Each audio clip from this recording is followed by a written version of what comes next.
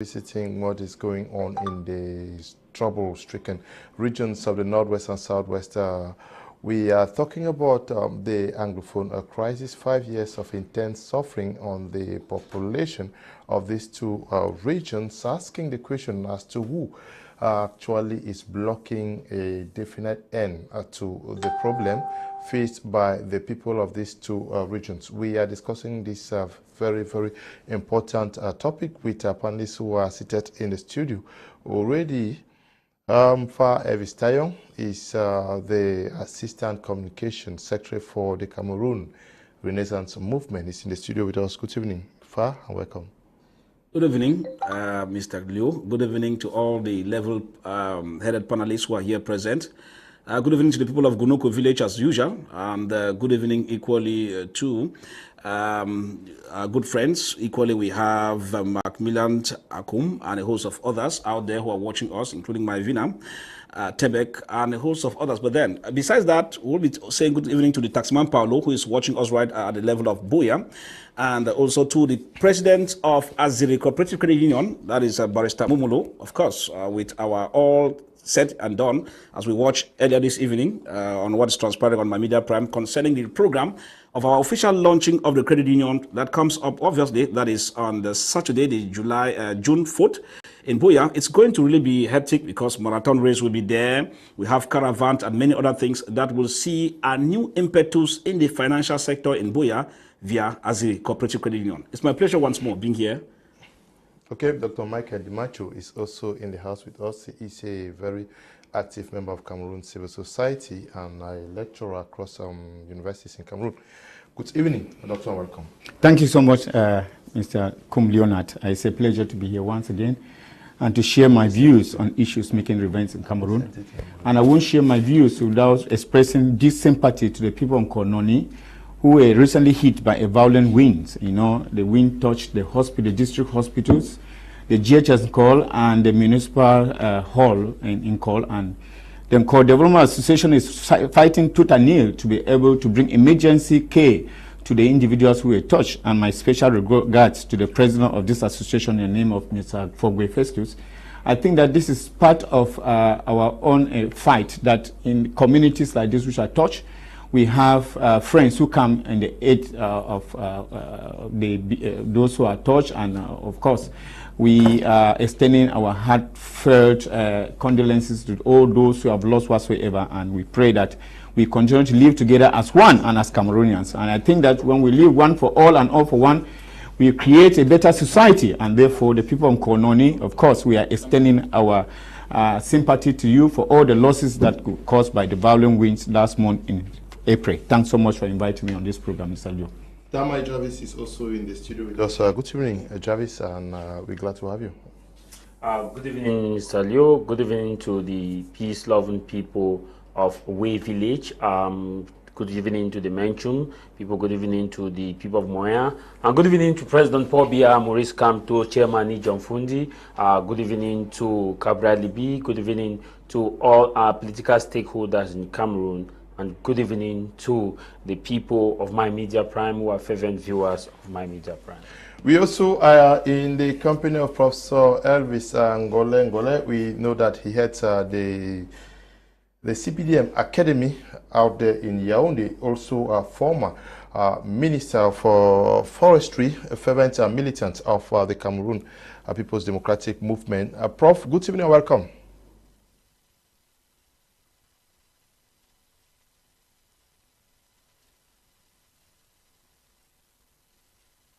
Hello, Prof. Can you unmute?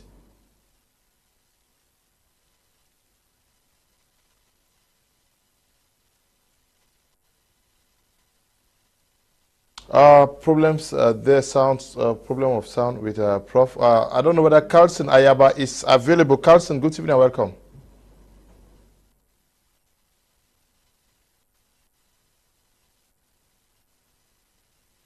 It looks like the sound is off somewhere. Okay, it's okay now. Good evening and welcome, Prof. We're glad to have you.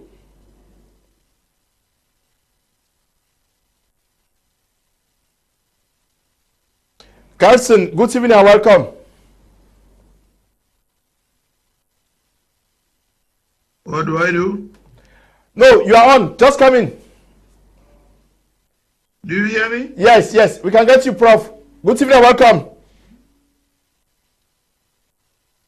Unfortunately, I don't hear you. I don't know how we fix it, but I can get you. I don't hear you.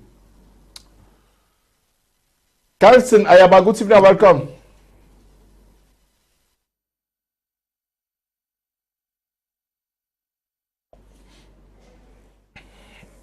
While we fix the sound and image issues with connection, we start with you, Fah Elvis Tayong. Can you describe the conditions under which the people of the Southwest and Northwest lived during the past 5 years?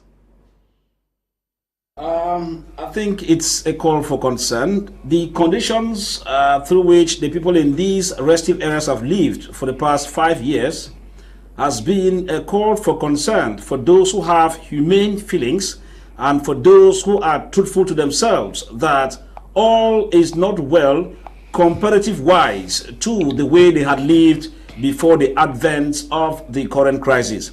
It simply means that some of them, and many of them to be precise, have lived like beggars because others navigated to the French-speaking areas thinking that would be better, and for others who could not survive in these French-speaking areas were forced to return to the areas where they were coming from in order to wait for the worst, if the worst will happen to meet them. So, in looking at the situation for the past 5 years, we realized that the usual hustling and bustling that was the common characteristic of the hard-working people in these relative areas is no longer the situation or the case as it had been. If you go to my village, for example, the usual renowned market known as Tat Market, that we know used to be the breadbasket in Momo Division, which could bring together farmers from Oshe, Ngi, Batibol, and parts of Bamenda, no longer functions as it used to be. The same case of the famous Guzang Market, that used to be a center of attraction in terms of buying and selling operations, is no longer the situation.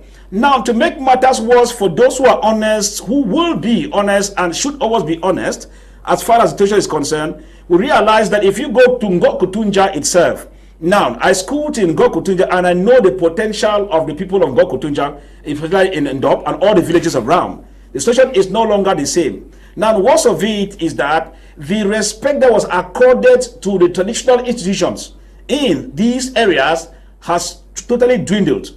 Most of our traditional rulers are living like fugitives. Some have been molested by the non-state armed actors.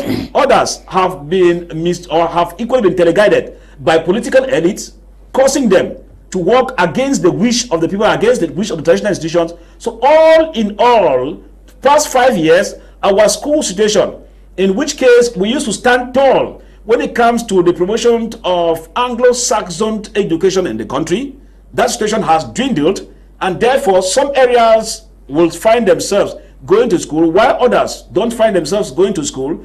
Others have equally moved from areas where they were comfortable to areas where they are no longer comfortable because they are in dying need of the educational aspect. All in all, the economic buoyancy of these local areas, particularly in the villages, has now been another call for concern. The road network itself has been another nightmare because with the absence of full-scale development that was championed by some of the local councils and some of the elite, it now becomes an aspect of fear because some of these things cannot operate in those areas. As a result of that, Mr. Kum, I would tell you without fear or favor that if we're analyzing 5 years for the Northwest and the Southwest, past 5 years gone, it means that we'll be looking at agony, we'll be looking at pain, we'll be looking at lies telling, we'll be looking at rape, we'll look at torture that comes in from any of the belligerents who are involved in the ongoing crisis. At the end of it, the civilians are forced to pay the price, while some people are forced to give narratives as if all is well when all is not well. Hence, if we look at the 5 years going, we see that life has become more and more difficult. For the man in Kufutu, or the man, for example, in Sabongari, who could equally manage with 1,000 or 2,000 francs, with bitter leaf and everything behind the house, now situations are changing because even going to the farm could be a criminal offense if you are met by cases that you find yourself not very fortunate. So at the end of it, the fear factor has taken center stage. And for the past 5 years, though some people continue to lie that we should shun fear, you cannot tell the population to shun fear when some people hold guns, hold weapons, and others do not hold. So how do they get to overcome the fear when the fear of the known is at their doorsteps? At the end of the whole show, it has now presented a scenario that shows that we have left from where we are to some 20 to 30 years backward, which will take us another Herculean task to correct the errors of the past, manned by the system for failure to put in place proper system of government. At the long run, we are all saying that the balance sheet for the past 5 years tells us that there is nothing good to write home if we are honest to ourselves. Anyone who says things are better off, how do you say they are better when before then they were best or they were good at the level at which they are? It means that certain things went wrong along the line, and we think that it is time for us to get the things corrected with the truth being spoken, especially on a popular and understanding media platform like this, with no iota of lies telling. Dr. Ndimancho, how do we rate what is happening in the regions? You certainly have families and friends living in the Northwest and Southwest region. When you talk with them, what are some of the stories they share with you?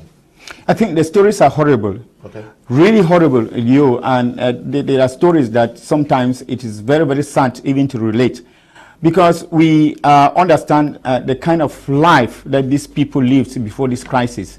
You know, this kind of community life, you know, a communalism, the life of one for all and all for one, this life that people share together as brothers and sisters of the community. You imagine that today people are afraid to live even with their own brothers. I shared an experience with a brother who traveled home, and he said when he traveled home he didn't live in their house because he was afraid, and he knows exactly that even his own kinsmen set against their own brothers and sisters who travel back to the village, and that when he goes home, when he went home, he had to live in a different home because of fear of the unknown. You see, it is quite a different picture now about what we have in the Northwest and Southwest region. You know, we grew up to know that we were in a region which was actually a region that actually thrived on self-reliant development. And when we talk about self-reliant development, we talked about this kind of partnership, which kind of love, which kind of, you know, let me call it sonship. People shared a lot of things in common. And that is why you find that the Northwest and Southwest were developing very fast, because there was this issue of the fighting spirit that people depended on themselves. They didn't depend more on the government, and development was taking a center stage, and people were actually in competition to make sure that there is development. But things are now a shadow of themselves. When last did you visit Kononi? Yeah, I think it's 2 years ago, and it's a pity because I know I used to visit Kononi 3 times a year. It is a sad situation, and each day I think I sleep in nostalgia, and I sleep in, I mean, that kind of a situation where I think about that village where I grew in, that village where I want to always be, you know, that village where my umbilical cord was buried, and I know I want to be there all the time, but I cannot be there. So it is a pity. And when I even hear about this, I mean, because now we only hear about what is happening. No, you know, in terms of education, whereby people talk about stories of how educational institutions have gone into the bushes, educational institutions are flaking and peeling. I mean, they are images of themselves. And then you think about those kind of, those historic buildings. I mean, where we grew up and we went to school, and there was a lot of pomp, there was a lot of fanfare, you know, people grew up to love to go to school. And today you find that those buildings are just there lying desolate and in the bushes. You begin to ask yourself, what has come over us? Not only about education, you think about the issue of agriculture. You find yourself during this time of the third term. I mean, I'm very nostalgic. This time of the third term closing, whereby we usually go to the farms, and we're happy to go to the farms and help our parents. But now it can no more happen. Okay. And so there is a lot of things that has come and that we are actually decrying, because most people who supported this at first actually now are beginning to regret that this had to happen. Special greetings to you, Dudu Losa, Lasta Ronald, and Etienne Ndunji, and to you, Fende Bile, Okoyon Manfe, Beatrice Ngufo, Ernesto, And all of you watching through our Facebook handle, lots and lots of you. Professor Elvis and Ngole, are you very comfortable with the stories that you get from the Southwest and Northwest regions? How do we explain that for 5 years we have been unable to overcome this problem? I'm sorry, Leonard. I don't hear. I don't have the sound. I don't know if you get me, but I don't have the sound from the other co-panelists.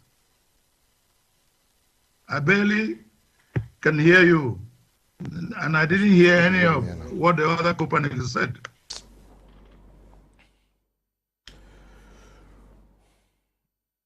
Hello, Carlson, are you there, please?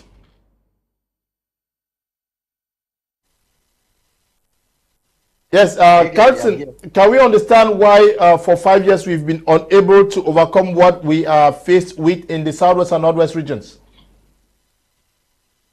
All right, why we have not been able to overcome that for 5 years in the Northwest and Southwest region. Before I start, I want to extend my condolences to the people of Mancon during this trial period, and I hope able to come out with it because the form is a statesman, is one of the embodiments of Anglophones in this country. So now to explain how come we've not been able to leave from this crisis in 5 years. If you look at how things develop, there's what we call the development cycle of any process.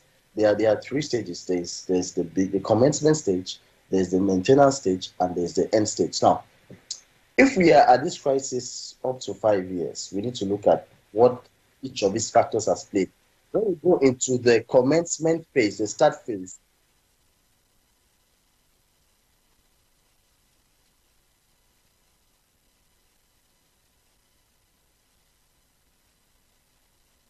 hello, Nsah.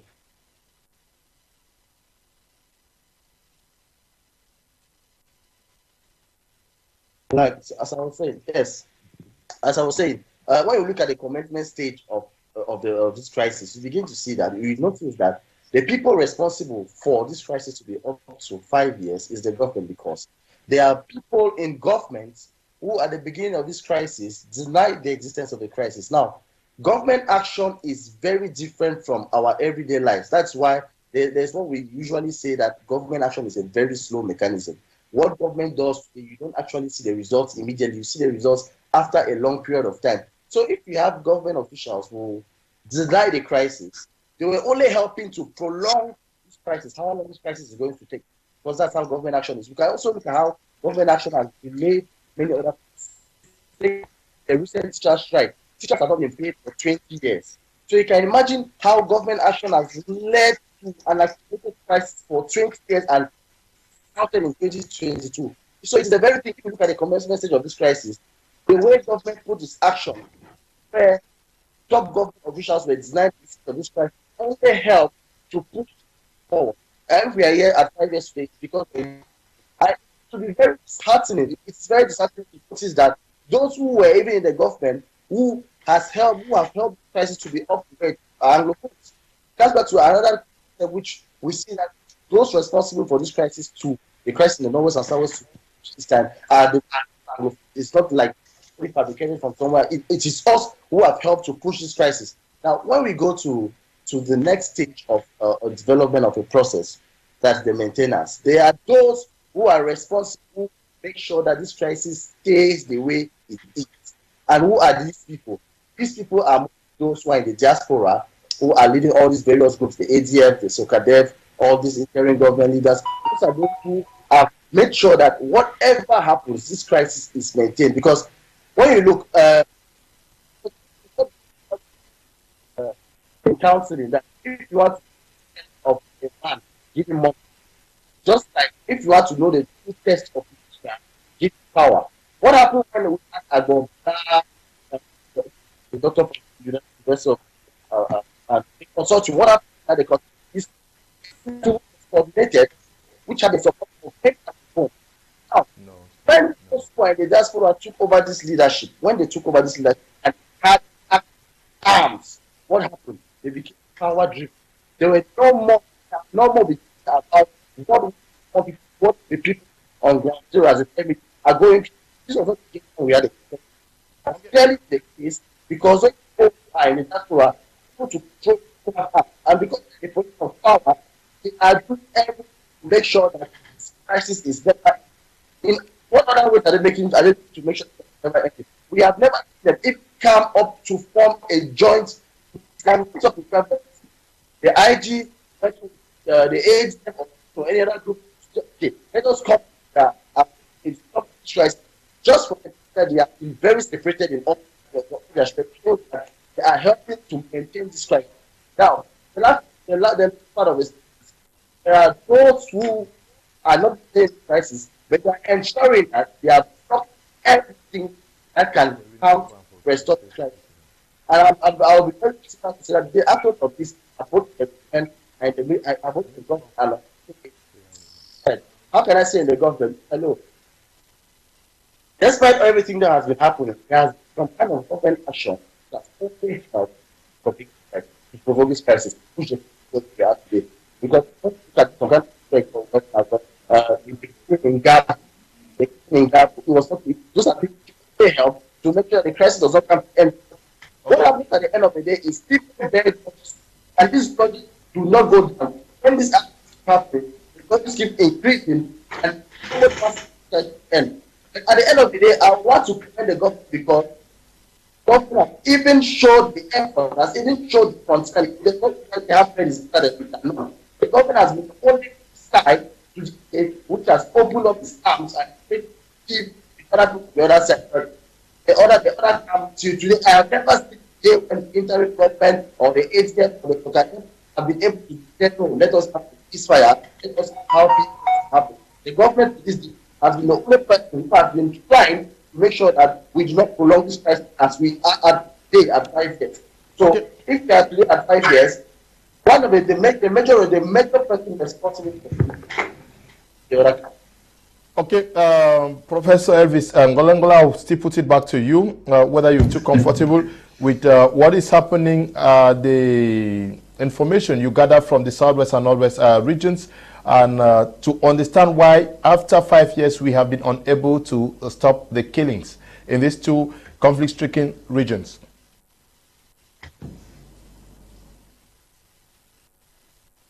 I heard nothing. I didn't get the question, and the sound is totally off. I don't know how we have to fix it. But do you get me now, Prof? Prof, do you get me now? Hello, Prof.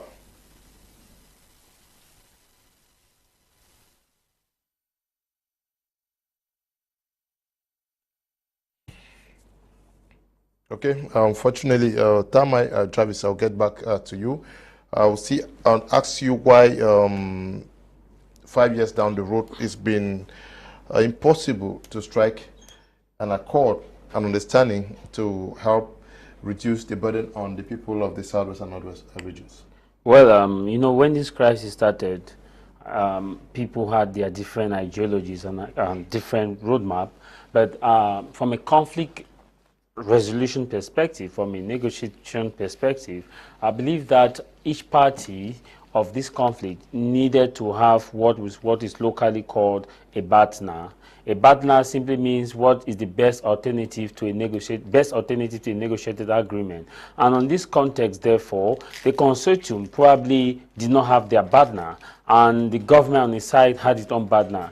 And at this particular juncture, what does partner comes to play? Partner has a key role in playing in conflict, in that if you were going back to the, let's say the government was having an interministerial committee with the teachers, what was their best alternative in that meeting, assuming that the government don't come to an agreement? And the same thing too with the government. What was their best alternative to that negotiation at the Yaoundé the Bamenda the debacle between the consortium, the teachers and the lawyers. And the same thing too goes with the separatists. If you've seen that we've not been able to have peace or concession within the past 5 years from the separatist side, it does tell you that they did not have another alternative. They did not plan for an alternative, because the question they should have asked themselves is, what if we persist like this and the government decides to stay on? What then are we going to do to handle the effect on the side of the low common man who will be suffering as far as this conflict is concerned? Now, if you have this best alternative to your conflict, meaning that if we are going in for an all-right cessation and we see that is practically impossible at the point in time, and 5 years down the drain, the people are suffering, what other alternative do we have apart of outright secession? Do we have federation? Do we have confederation? What are we putting on the table now in terms of shifting ground? Because one of the things that makes you gain credibility in conflict is when you have a partner, or when you have when you have a situation where you can easily shift ground, not shifting fully, but at least shifting it from a position where people see that you are willing to make compromise and you are acting in good faith. But if you don't have to shift position, it means you are not acting in good faith. And if you look at what we've been able to have within the last 5 years, it tells you that the government on their part have been able to shift their ground, even if not fully to the concession that the separatists want, but the government has been able to shift their ground. Let me take us briefly memory lane. When this conflict started, we were aware that the government, through some the Minister of the National Communication Council, the word federation was temporarily stripped off, and people were not fully given the privilege or opportunity to talk about federation. We had ministers who said there was no Anglophone crisis, but the government shifted their ground to acknowledge that through the President of the Republic, yes, there is an Anglophone crisis. Now, that is a bit of shift of position from someone who said there was no an Anglophone crisis. Now, we've seen that, okay, the government said we were not going to look at this head on to negotiate or to dialogue. But during the September debacle in 2019, we all watched the major national dialogue. It means the government shifted ground, which also probably was not what the separatists were expecting the government to do, the way they were not expecting the government to handle the dialogue in that way. At least there was a kind of shift of concession from the government perspective. And also we are seeing that the government say, okay, now we are talking about the aspect of a special status. It may not be what the separatists want at the point in time. There's a bit of shift of position that, okay, I'm shifting this position to this level. And you ask yourself now, what other position have the separatists on their part done or shifted? They should ask themselves, what is their best alternative to a negotiated agreement? It may not be an outright separation, even if it's an outright, but what else strategy do they have to make the common man to live in peace? Mr. Leo, Fah Elvis and Dr. Ndimancho, they are constantly on the ground. And Fah will tell you that in any area he goes, if he talks with 10 people, in the northwest and southwest region, 9 would say, I want peace. They will not talk about the form of the state. They will not talk about their position. They will only talk about, I want peace. And why do they want peace? Is because the war has been prolonged and people, for the separatists, are not willing to make a bit of concession. Now, what if you say, okay, I want ceasefire based on this condition, on this condition? What if you say, okay, let's decide that we allow schools to go on this condition, on this condition. Now let's meet on this condition. You at least must give a bit of shift of ground. Now in the northern and southwest, in late 2018, people were talking about federation and separation. 2019, people started moving to federation because of the fact that they were highly pressurized and they cannot live in deplorable situation. Now in 2022, people are not even talking about federation, confederation. Majority in the local areas, Munya, My 16, Ekona, Muyuka, are talking about we want peace. Now, if these persons are talking about we want peace, there's a high chance of these persons to collaborate with the person you consider as enemy to bring peace in their locality. Now, how do you do it? You have to bring in your partner, your best alternative to the negotiated agreement. That this is what I need. This is, maybe we will allow you people to go to school, we'll allow people to do this, and the government, this is what we have in exchange. So, Mr. Leo, this is where we are. We are in a situation where a group of the belligerent has refused to have another alternative to what they have. Okay. Prof, are you there now?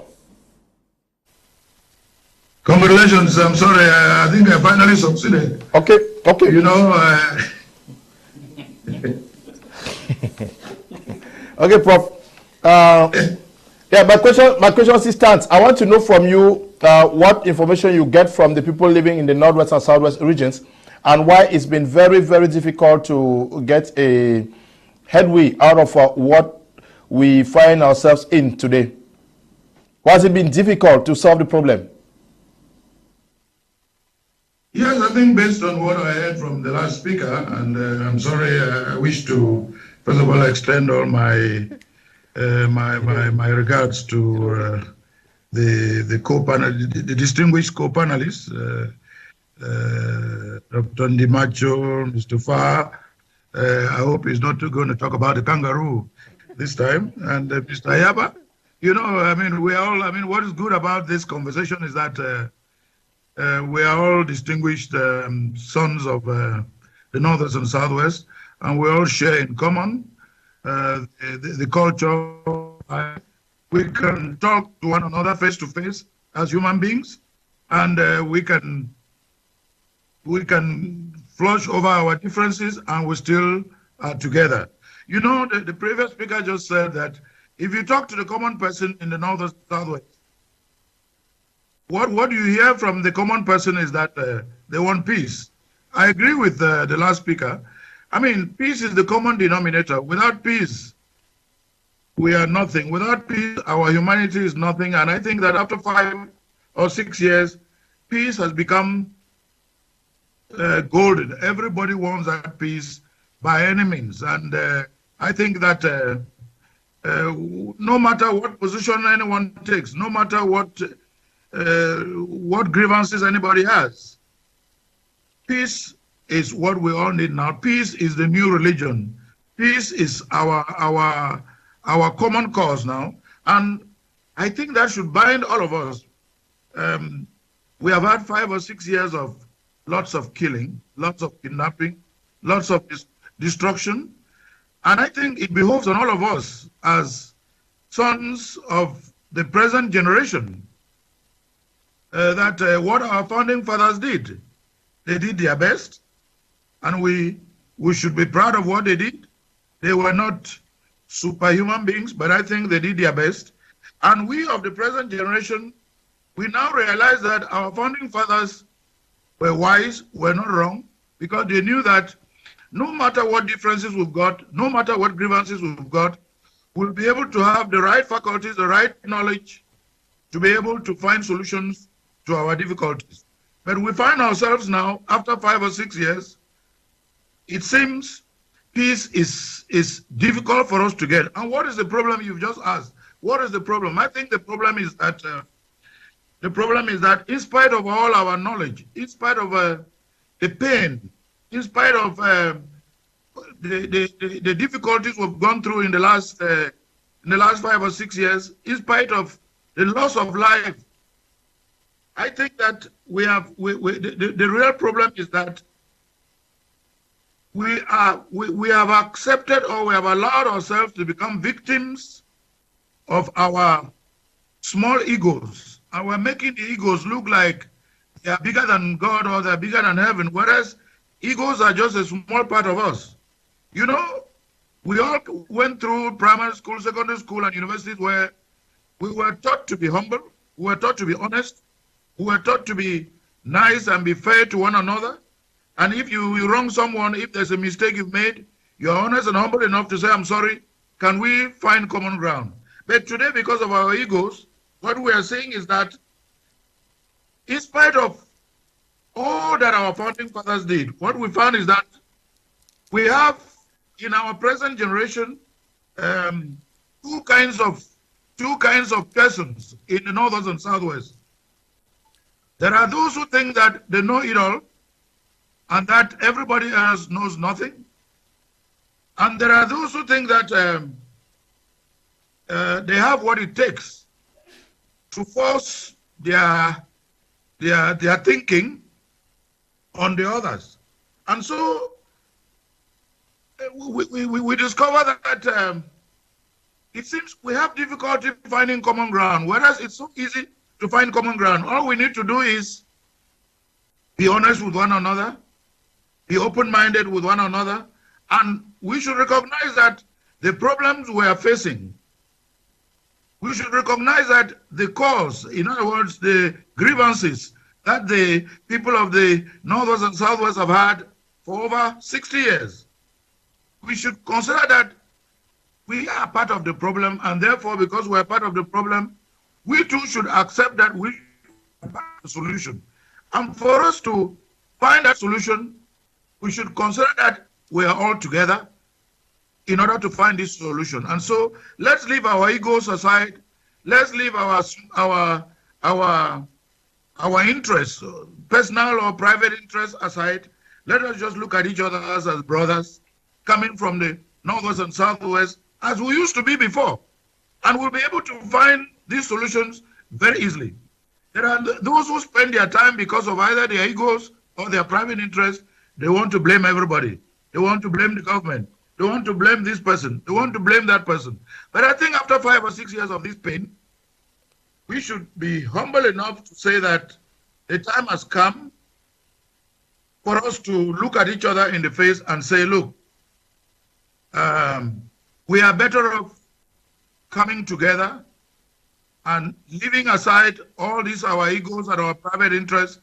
Let us put a stop to this killing. Let us put a stop to this destruction and all this kidnapping, because look, even in the next 50 years when we are no more around, there will still be some amongst us who will still have the grievances and have problems.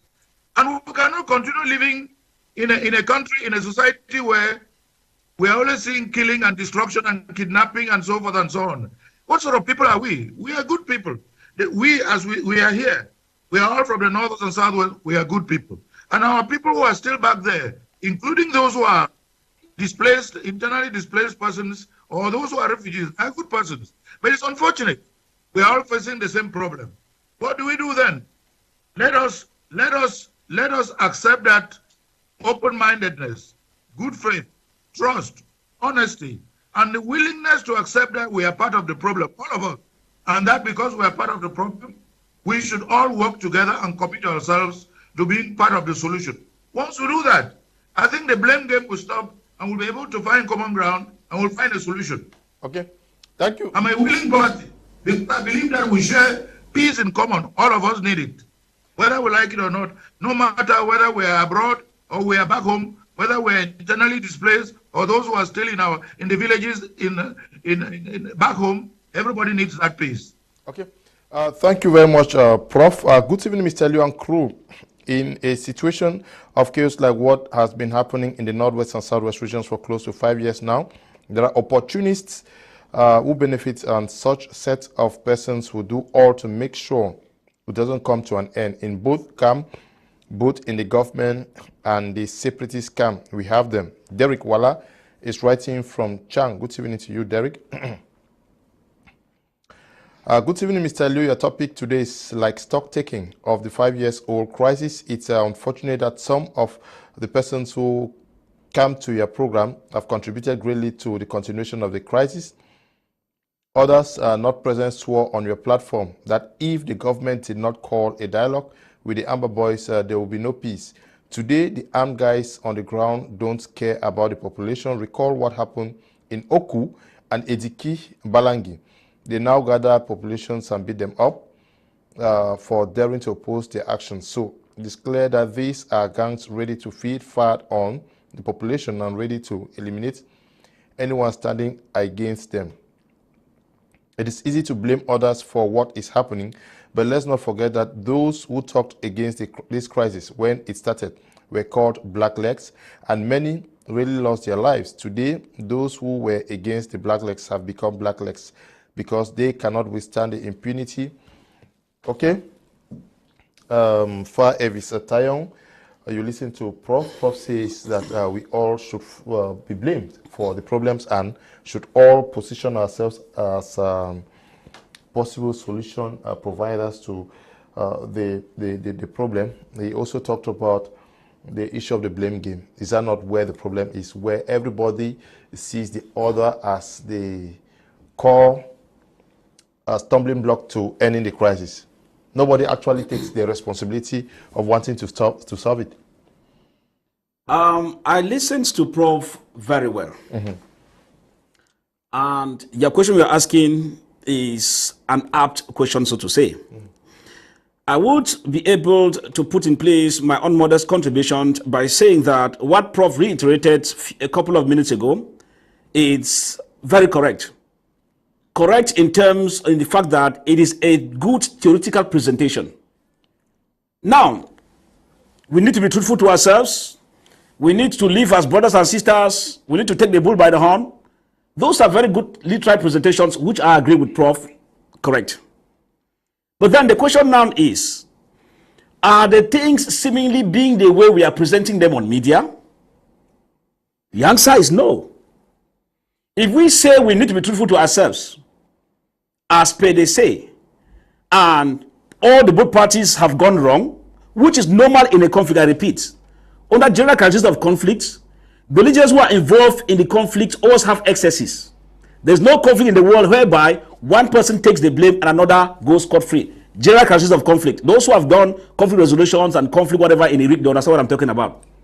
But then, I know that in the aspect of political science and in public administration, once there is a conflict, there is one part that has an upper hand to end the conflict, and there's another belligerent that has what it takes to cue in alongside with the efforts put in place by the higher authority. That is public administration. And another Prof would agree with me as a professor of political science that in the context of the current crisis, we will not just sit one day and blow grammar on air that let's all come together and end the crisis. It can never happen in the world, because there must be some major steps put in place to quell down the ego of one person who is not willing to agree. That is the reason why in governments that are not kangaroo inclined, what they simply do is that if they pipe low at a point in time, it does not mean that they are stupid, but for the fact that they realize that the adversary they are with is not seemingly understanding their tone, and therefore they need to fine-tune another method, which means piping low. If we go to the issues, for example, in Colombia, during the 50 years of civil war with the FARC rebels, the same ego we have in Cameroon, as reiterated by Prof, which takes center stage on both sides, was equally into place. But at the end of the 50 years, the Colombian government realized that the FARC rebels were not willing to bow and were continuously having weapons and developing more tactics to fight the Colombian government. What was the tactic put in place? The Colombian government was forced to bow, thereby playing a fool, which forced the FARC rebels to ask themselves, if this government could bow down and say they are sorry for the killings they have incurred throughout the 50 years, it means that we too must have a reason to bow. That is the genesis of it. Therefore, at the long run, we blow grammars and says, yeah, blame game, blame game. In any conflict, blame games are obvious. That one is a fact. But I think that, queuing up with Prof's own literary presentation, the next step we should be talking is that, because you cannot solve a problem without looking at the causes. I'm sorry to say that. That is the principles of conflict resolution. Even if you are piping low, somebody must be able to accept the blame. If the person takes the cue, the next person will be sure to bow. That, hey, but if this person on the Trojan horse can say, no, we are sorry maybe for making an error and the people have died, then the other person will be saying, but if my father can tell me, the son, that he is sorry for taking wrong measures that caused the death of my siblings, even if I refused coming to the table, my other sibling will tell me, now if Papa don't talk, say be sorry, what you want him again? It means I will become the problem because the father is stooping low and I'm refusing to stoop low. But then if the father decides to stoop low in a cunning manner, as found in the kangaroo dialogue that transpired, it means that the cosmetic situations were being put in place. And so we think that, in a nutshell, Mr. Leo, if we follow these principles, the main thing is that there is, in the belligerent, there is one that has an upper hand. It means that, as I keep telling people, the year that they in the position of put yourself in the position of the person who has the upper hand, what would you do? Excellent. If I'm the person that has the upper hand and I know exactly where the problem lies, I will simply, I keep saying this, a genuine dialogue which people have been singing on this platform, morning, afternoon, evening, begins to solve the problem. If we say genuine dialogue, what does it mean? The key partners in the conflict their consent must be sorted. Mr. Leo, when we are moving towards this phase, the government, the one that has the upper hand, if I'm the upper hand, I begin to behave as an equal with the adversary who is not equal to me. Yeah, but that is how it looks like. Has the government not done even a bit like he suggested here? You talk as if the government... Yes, Mr. Leo, this is what I'm coming to.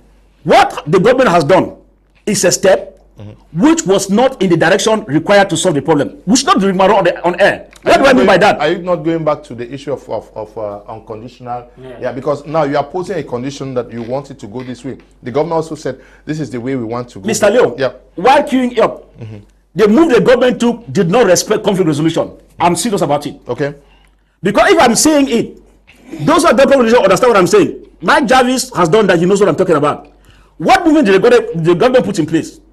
If the government had decided to put in place measures, number one, key actors to be present. That's the first thing. Second, what we call the venue of neutrality, which means if I have a problem with you, you don't call me to come to your house because at a point in time I might want to talk and you call me down.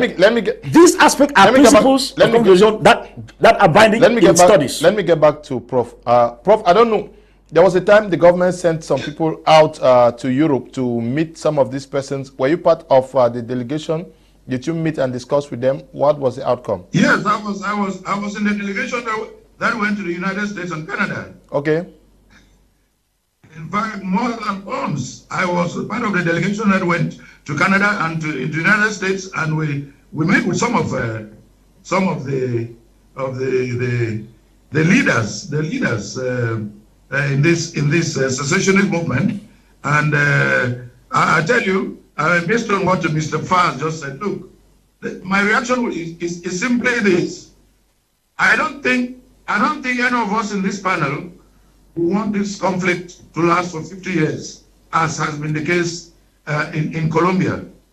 And I think that it will be a failure of all of us if we allow this conflict to go any one day longer than it has already gone.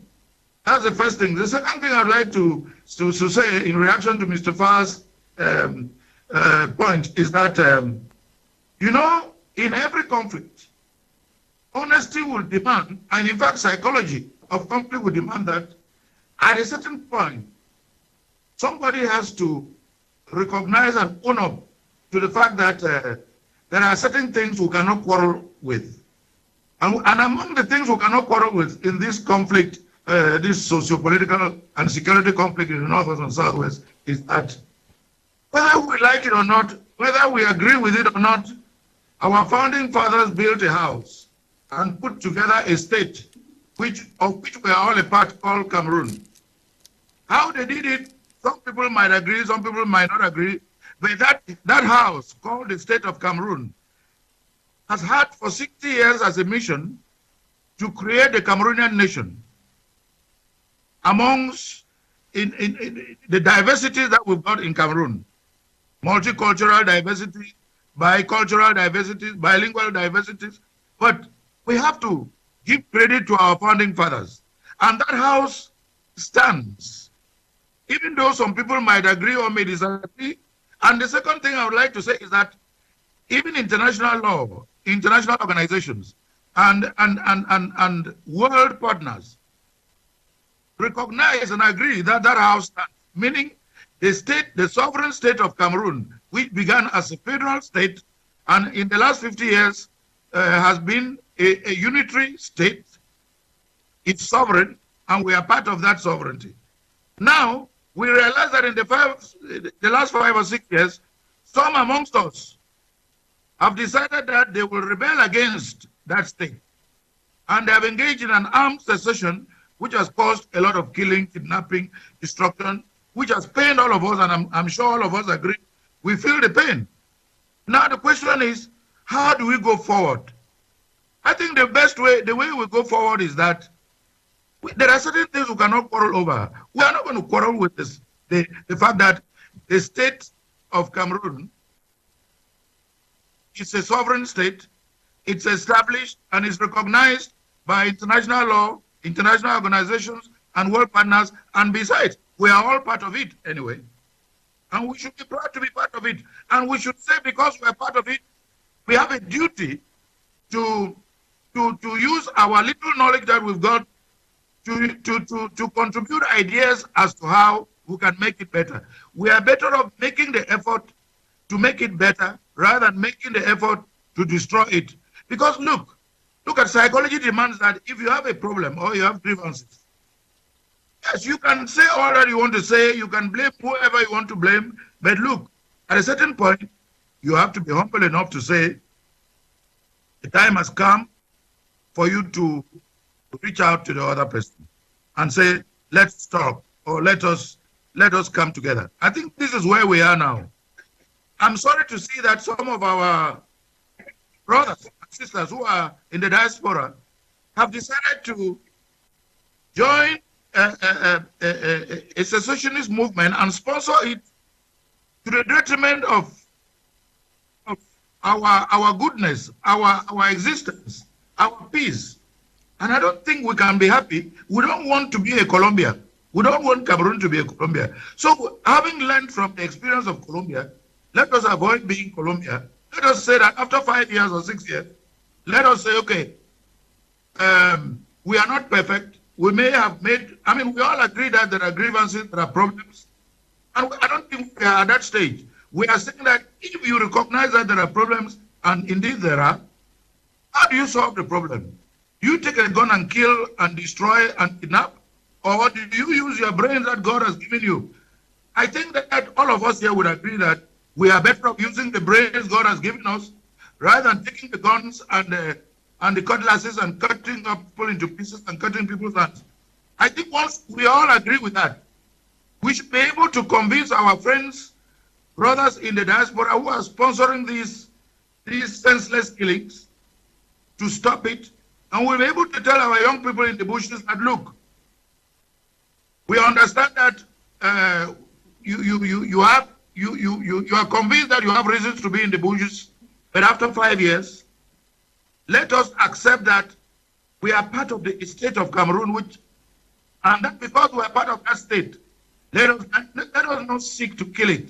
Let us not seek to destroy that state, because that state is a heritage given to us by our founding fathers and recognized by the world at large. Therefore, it is in our best interest to use our brains rather than use our guns. So, with the brain that we've got, and I know all of us are intelligent enough, we may disagree over words and whatever, but I know all of us are intelligent. Let us use the intelligence God has given us to find this common ground and convince our brothers who are sponsoring this senseless war or conflict from the diaspora and our young people in the bush that the time has come. And how do we do it? Mr. Fah said earlier, look, when I agree that in this whole equation, the state of Cameroon is represented by the government. And the government, whether we like it or not, whether we will support it or voted for that government or not, it is the government of the Republic which enjoys legitimacy, legality, and constitutionality. Let us use the same laws. Let us use the same constitution. Let us use the same political method in case you want a different government, because we are living in a state where the constitution matters, the law matters. Why don't you use the law and the constitution with the brain that we've got to find a solution that will enable all of us to achieve peace, which we have been looking for the last 5 years. All of us are tired and fed up. I feel sorry for our fathers and mothers and our sisters back home. I think that it behoves on all of us never to sleep until we use our brains to convince our brothers abroad to stop sponsoring this senseless war, and to convince our brothers, our young people in the bushes, to come out of the bushes. Let us talk. Because I believe that once we use our brains, the guns will be silenced, and once guns are silenced, every problem can be solved. Because I don't think that there is any problem we've had for 60 years which the brains God has given us cannot solve. I think that we have enough intelligent young people. We have enough intelligent old people. We have intelligent professionals who can solve this problem. Okay, thank you very much, Prof. Good evening, Mr. Leo and the panelists. The topic today is soul touching because we live in an area that a lot of people can't understand the war economy theory. War is a business which is highly valorized by those who make guns, despite the fact that we blame A or B for not putting good measures to see the end of this crisis. There is a whole chain of those who make guns and those who sell them. The only method to calm down this situation is to cut the supply of guns from the Western world to Africa. They are the ones responsible for most crises in Africa. This cartel of business is a whole conspiracy theory which the West is playing at the detriment of African countries which Cameroon has been engulfed in. Molombe Hans is writing from Boya. Good evening to you, Hans. Are we also facing this because there is what is mostly called war economies? Many persons are making so much gains out of the blood that is flowing in the Northwest and Southwest. Exactly, and I will come back to Prof's intervention. Prof talked about them going out to meet the leaders, the Anglophone leaders abroad, and I will beg to differ. Those who are abroad are opportunists because I don't think Anglophones ever voted any leaders who are abroad. Prof, I'm sure that you people went for a kind of a safari trips abroad. Secession, yes, you didn't go to meet the Anglophone leaders. We don't have Anglophone leaders abroad because he said secessionist leaders. Okay, that's right, and that should be a good point. Okay. So I think that people have taken a lot of opportunity in this thing. You see, we are talking about two people in Cameroon, and the one person I would call, which is the government, is at the level of authority, and the other, which is the Anglophone region, which is at the level of solidarity. I have often said that, yes, it is true that the government has made its own mistakes. But I think that the mistakes that we are making today as Anglophones is already going above that which the government made. We really have to come back. You realize that even if, there's a few individuals who have hijacked the issue of the Anglophone problem. In 2016, it was not this. Because those who actually started this, which were genuine, and of course, people who came out in 2016 are not if you ask the very people to come out today, nobody will come out. First of all, the leaders who, after the teachers and the lawyers, they have all gone back to the classroom and to the courts, respectively. And therefore, you cannot be talking about this, an issue of the Anglophone crisis. So I think that we had a genuine cry, but we lacked the process, we lack the procedure to channel across our cry, and that is what is happening today. The government has made its own mistake. We have to accept that the government did its own mistake. But are we going to lie down and begin to say the government made that mistake? Yes, we know the way we Anglophones, we had our things. Starting from the issue of the GC board, starting from University of where all of those, we knew the way we went across. But today, you see, a few individuals have come and hijacked a whole community, a whole group of people in the Northwest and Southwest region, and they are feeding fat on it. Can you imagine that if, take for example, the independence was granted today, and that we have to separate ourselves and get to the, are you really sure that these people who are making noise on social media are going to be the leaders? I mean, I'm just asking myself whether one of those people will be a president in front of Prof, as Prof is talking there. So we really have to take this fight. You see that the fight is more of us Anglophones. How will you be fighting a cause for your people? And you see, in the sector of historians are at war with themselves. One accusing themselves. Look for even journalists. I even see that even this war has been hijacked by journalists. And I'm asking myself, what is a journalist war? Let them be very, you look at politicians. Politicians are at war with themselves. I think that the more informed you are, the more careful you have to be able to channel or have to be able to take care of a problem you have. Sometimes I usually say that this Anglophone problem is such a unique one. We will not compare that to, like Mr. Fah said, in Colombia, or we will not compare that to that in Southern Sudan or what. It is a kind of a very, very unique issue, and it started somewhere. You know, you cannot be fighting a war of the minority, and that's why I say we are on a level of solidarity. The government is at a level of authority. You cannot be fighting a war, and the very people for which you are fighting, you are killing them, and you have cut off all the international support that you have. Imagine people who behead others, and they shoot forth on social media, and then they tell you that they are defending yourself. You are defending a whole community. I think that we have to be able to take this fight to a different level. We are looking for solutions today. Blame game is over. And the solutions we are looking for now is that we have already understood who actually is at the forefront of what we call today the Anglophone issue. We have understood them, and we have understood, like you talk about the war economy, we have understood those who are carrying bags and going to London and to sign deals. We have understood many of them. We have known those who are kidnapping for ransom. We have understood them. And the Anglophone region, the whole Anglophone region, I must say, people are on their knees and asking that this has to stop. That this is not what we asked for. This is not what we supported in 2016. Whatever people say, I don't know. These people, actually, because when we say now, there are a lot of people on Facebook who write a lot of nonsense, and they say, this, you have been bought over. You are talking for the Republic. We are talking for the people of the Northwest and Southwest region, because we know exactly what they are going through now. Imagine the kind of region that was booming, and imagine the kind of region that people were living in that kind of harmony. We grew up to know about self-reliant development. And today, people are so much, there's a lot of individuality, you know, people are so, there's a lot of people fighting only for their own selves.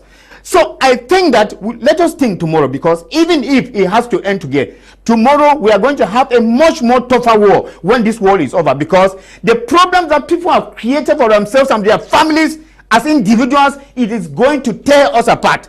And I think that it is high time we high-level people, because we have abandoned this thing to people who are uneducated. I've usually said, the more educated you are, the humbler you should become. I think that people should become humble. Let the Anglophone elite come back.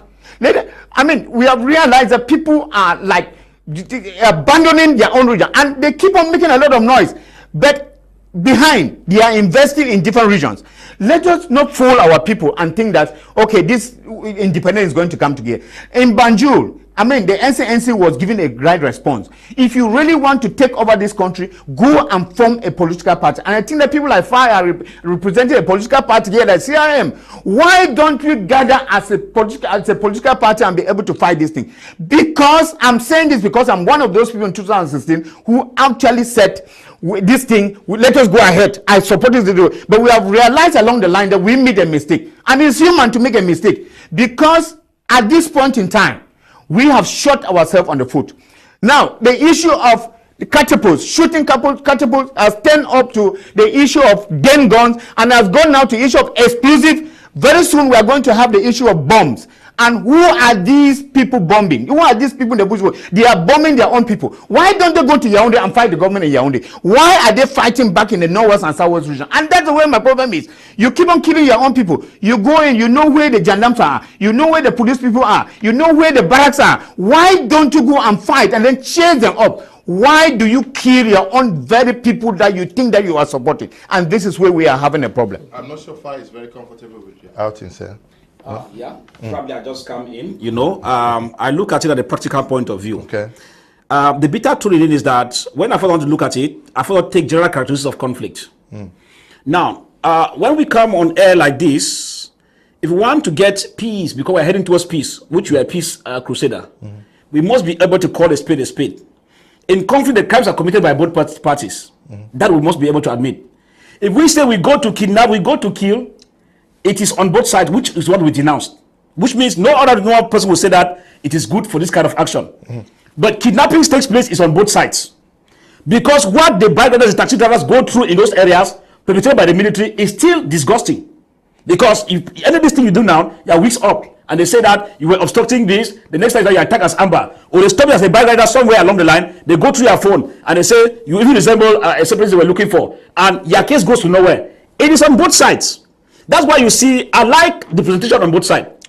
If we look at it, we say, no, they this or that. Now, if you go into Goma, during the period of Laurent Kunda, they had a system to impose, because when you begin fighting the government, the end result is that it's not everybody who ties with you. And because you have guns and people don't have guns, the core characteristic is that rebels or those who move in the accordance against the government's will always have a way of imposing their own rule. One of the ways of imposing their rules is to make sure that they crack down on those who are around the corner to have uniformity in the exercise of their duties in that area. So, in that case, I'm coming back to say that the issues on the ground, when I hear somebody say kidnapping here, this and that, it's no longer this because it's on both sides. Killings is on both sides. We must be able to admit, unless we want to take the one side of the coin, which would destroy the peace process we are taking. So what is expected to be done? I keep saying this with Prof, who is watching us and being with us 5 on 5. That how do we do it? It's clear. We say we should leave the blame game. There's no one can blame on one side. It's impossible. This is a conflict already. It has escalated. And therefore, if we understand that the military have the excesses, I repeat, excesses beyond human acceptance. Likewise, the Amber fighters have their excesses beyond human acceptance. If we come to agree, then we are on a good footing to get a solution. And as I said, Mr. Leo, without mixing words, we all know what to do. I got Prof excellent presentation, because I said theoretical presentations, he's excellent in that, which I agree. Because in any case, we must be able to come back to call the shots. But how do you go about it, Mr. Leo? It's very simple. If I said we have principles of conflict resolution, I repeat, they are unique anywhere in the world. You cannot adapt it. You can only do when it comes to application. But the steps are unique in that you go for neutrality. Because I'm saying, Prof went to Canada to meet those for secession, correct? But I'm sure if Prof told them that, please, we want now to dialogue. Government is ready. Please, are you comfortable coming to Yaoundé? They will say no. Next question, please, where do you think is good for you? They say Ghana or this and that. Prof to represent the government must say no. But Ghana is not comfortable for us. What about South Africa? Because there must be a consensus when both parties are dialoguing, so that one person does not impose a venue against the wish of the other, because there is a breach of trust, Mr. Leo. That's a fact. The separatists no longer trust the government. The government is also not trusting the separatists. So in this case, there must be a consensus. Are you placing the government and separatists on the same? Mr. Leo, to solve a conflict, the belligerents, in which case the upper one, the one who has the upper hand, must come to the children's house and take a level, though he's the one mediating at the forefront. That is the magic. Okay, that is the magic. Prof knows what I'm talking about when it comes to conflict resolution. The government has asked those with arms to down their guns, and then they are given. It is a wrong procedure, Mr. Leo. It is a wrong procedure. Yeah, but some have done so and are living. Mr. Leo, they have done so, but what is the effect? Okay, the effect is different. Okay. Because if you say let their arms get to the people who get them the guns in a diplomatic manner, they have an upper hand to tell them drop your gun. Not you, and you don't give me gun, and you're asking me to give guns. Now some people will give, but those who will call the gun and call the shot will not give, because they don't see you as their bosses. You say it is not government who gave them the guns, so government cannot ask them to down the guns. That's what I'm saying, that in the conflict resolution. But you expect government now to tell them what to do? No, Mr. Leo, you're not still getting me. If the proper method of conflict resolution comes in, dialogue becomes present. Okay. And when dialogue becomes evident, the leaders, when they start seeing that the thing is moving towards, because as I said, you must not arrive at the 100%. You're suggesting that and if the government does this, it's easier for the leaders now to say, okay, now the government is now on is acting on good faith. You're suggesting that a conflict resolution expert should be brought in to. It should be brought in without the government being the player and the referee at the same time. Let him come in. People are suffering. Mr. Kum, I think I've followed the debate, but one thing we should understand is, people on Facebook, whether they get me right or wrong, I'm not here for pluses, but we have to get facts straight, is that a poorly negotiated conflict is better than a non-negotiated conflict. That we must understand, because if a conflict is poorly negotiated, there is room that negotiation is an ongoing process, and in due course things are being arranged, than a non-negotiated conflict that keeps killing people. Because if we say something is poorly negotiated, it means there are some consensus that have been taken. Now in this conflict, therefore, the government has taken a step, or giant steps. They may not be enough, I repeat, they may not be what the separatists want, but the government has taken a step in acknowledging some areas that they think the separatists share the same interests with. And one of these interests that the government knows the separatists shared is that the formation of the House of Chiefs that they talked about, the government said, okay, we'll give you the House of Chiefs. The government talked about, give the special status, which the government say, this special status will come into effect with the formation of regional assembly. These are steps that the government has taken. It may not be enough. Let me also add to try to understand that conflict resolution, no conflict has the same parameters method of solving it because conflicts are unique in their own way. And this is it. What happened in Colombia, also, FAI should understand that the FARC rebels, William Uri, was a lead negotiator who is a co-founder of Harvard Negotiation Program. He was a lead negotiator of Colombia. He went to Colombia, he took the FARC rebel leader, and they met with the government representative head on before they could actually even drop their guns. So they did not drop their gun because government apologized, but they dropped their gun because the rebels took it also as an initiative that, okay, let us meet in this place. Now, this is it. The separatists, yes, I agree with you. The separatists themselves have not come up with an agenda of neutrality as one voice, as one front. And the FARC rebels actually gave something in return. The FARC rebels gave a ceasefire for a particular period of time. What have the separatists in the Northwest and Southwest given in return to actual neutrality?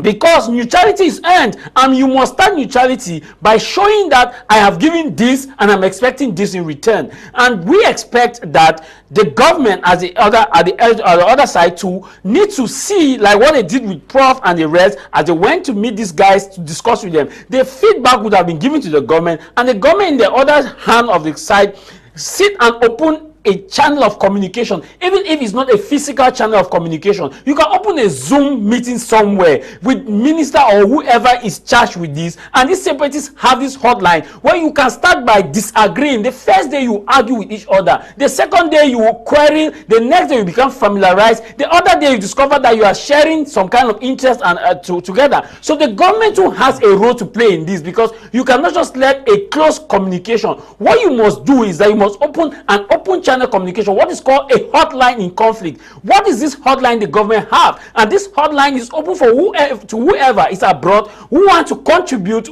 to the end of this hostility. And now, in essence, Mr. Leo, if you look at what is happening, this conflict started by a structural violence. Structural violence where a group of people are deprived of basic resources, necessities of basic resources that they need. For example, electricity, education, autonomy to a certain level. And now it moved now to a cultural violence where some people feel more privileged than another and see others as threat to their ethnic clans. And now from there we saw direct violence where there's a pickup gun and the guns are smoking. And how do we solve this kind of conflict? This kind of conflict is easy to solve in one way. Trust. We must build trust, and trust simply means I give, you give, and we come together. And the separatists need to understand that they cannot win. The government needs to understand that the government cannot win. So when you are going on the negotiation table, it is not I win, you lose. It is we are the winners. And in this case, what is the winning team? The winning team for the person in Northwest and Southwest is that they want to have the same interest. The government and the separatists should look at their interests and their position. If you are clamoring for a federation, the question now is, why do you want a federation? If you are clamoring for decentralization, why do you want decentralization? If you are clamoring for confederation like Dr. Ningwanyam, why do you want this confederation? If you are clamoring for a secession, why do you want secession? If you get to all their why have one thing in common: good education, peace, development, a certain level of autonomy to control resources. All them share the same why. Then why are we not willing to sit together and talk? The separatists must understand in this context that they should give something in return. And what are they giving? To ask for neutrality. It's an open-ended question, okay, because that has not been given. Carlson, you've been silent for a while. Is he there? Carlson, are you following? Yeah, you're following discussions.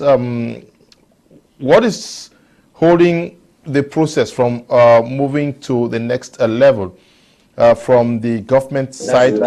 From the government side, you've seen what the government has done, and you've also looked at what the separatists have been doing all this while. Where is the blockage? Well, that's a very, very important question. So what is the blockage? Before I answer what is blocking us from moving to the next one, I will seriously agree with Mr. Fah that he says the government is not trust the separatists. I think the government, he 100% trust the separatists. That's why the government created that center. The government believes these people have been brainwashed and they can return back and they can deal with that capacity and come back to the fight. And he cannot think that there is a model to the crisis. No. So what happened in Rwanda is very different from what happened in West and Southwest. All this is calling for peace conspirators and the rest of it. When all these peace conspirators and NGOs come, what when they put up the Southwest and North, people are drinking from Tuesdays to Sundays. So how do you expect an international community or a peace consolidator to come to a region and think to having fun from something to something and want to write what his authority is? No, there's no way. So the crisis is like that they threaten a country. The way these people outside see this crisis is like a small game which they believe they can handle. So now you ask the question, what is blocking this crisis? One of the first things is there are people in government who deny the existence of this crisis, and they are still in government. So you cannot do something that's not exist. And the government still they want the government giving authority to the solutions to the crisis. It cannot. The first thing we need to start is those people. I will not call names, but we know them. There are people who say this crisis does not exist. They don't want to hear the name on the phone. They don't want to hear this. These are the people who push this crisis. And I'm just surprised if you go to liberal democracy, once you are in a position of authority, government authority, and you block that, you have so much to protect their reputation. But I'm very sure, like we are rewarding the people who have brought us where we are today. Some of these people are saying, government, we have been rewarding them. Big posts, ministers, this, and that. No. It was not the first that to step down. The second thing are those blocking. It is very Prof is very, very, very important. Let me come back to the point of those who have been elevated. You know, there's something I always say. Until this minister send their wives to that market, they should go to that market once. Or they should send their children to go and the interior villages. Then that's when they will feel what it means to be in these areas, to gunshots, to become now to who you are telling who you are not confident they are come back. To go to the farm, look at what in Dikibala last week, we are going to the farm, until these people who are because they're not feeling the heat, so they think that no, whatever happens, we can just sign 1 or 2 documents around it, and no, it does not work like that. They need how many people have gone down to experience what is happening down there. Now, another thing blocking this crisis is that we Anglophone, we have given our trust to those who do not attack the crisis at all. Tell me, what has Sako Ikome done in Cameroon, the Northwest and South? What has it which is coming? What has ever done? What has Christopher Anu ever done in this region? How come governments are government kind of they say because I never problem because the government always takes advantage of it. I would want to believe that the government of Cameroon knows the Anglophones that if we Anglophones put these people, that these are the people to represent, trust this crisis will resolve in less than no time. And we have these people around. We have Agobala, we have to support them. I feel so sorry for late Christian Cardinal.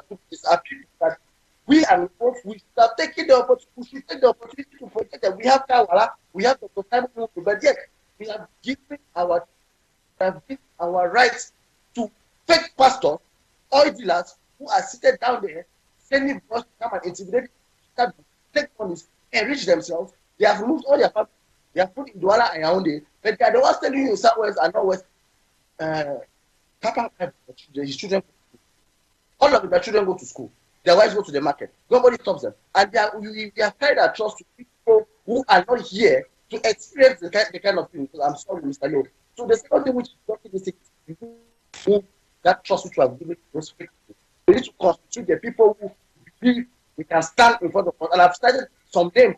The government of Cameroon also knows that people, the government of Cameroon knows that if they have reforms have to brand it, there's going to be a change. But sorry, we are not doing it. But at the end of the day, I want to say that the government has done a lot of things to show that it's also willing to solve this. The crisis is like a fire. The government is pouring water on that fire to quench the fire, while we have some other people pouring resist behind. Let me tell you something. As I said at the beginning of this program, government action is very slow. Some people are thinking that because whatever happened in the major national dialogue should have solved the crisis. Don't work with that. Those who have studied public policies, Fah Elvis will attest to me that whenever government makes policy, it works like that. So, I'm a follower of United States foreign policy. One of the reasons why I admire Democrats a lot, because they knew that for them to make many changes in the American Constitution, they needed to have been putting people in power. They needed to be stopping, putting people in court. They needed to be putting people in their houses. And that's why the Democrats have been having a lot of power in the United States. So, if we remember well, we left, some people argue that we need to leave from the state federation. We need to come back to the state federation. But remember that we confederation through a constitutional process. So it is not through a war process that we are going to go back to that constitution. I believe that it is not through war, it's not through by taking arms, and we are only blocking ourselves from getting the real solution to this crisis. Like I said, the government has done a lot of things so that we can solve this crisis. So we are not taking the opportunity. Special status there. We cannot expect to see the effects of the special status now. So if you have studied public policy, you know that you can see the special status within 5 years. Okay. The government has enforced laws. The government has enforced the common law system. It is part of what happened in the crisis. The government has enforced the English system of education. What happened, like I said, the government is pouring water on the fire. We are pouring again the fire. The government has enforced our system of education. But we are pushing our people to remove their children from the northwest and southwest and send them back to. What do you think we are creating? We are creating a effect because even after 10 years, we will feel that the crisis has nothing has been done to stop the crisis. Meanwhile, we are the one to push it. The government has not given purpose. Our country, there's a DDR center. So, like I said, the government has two problems to solve.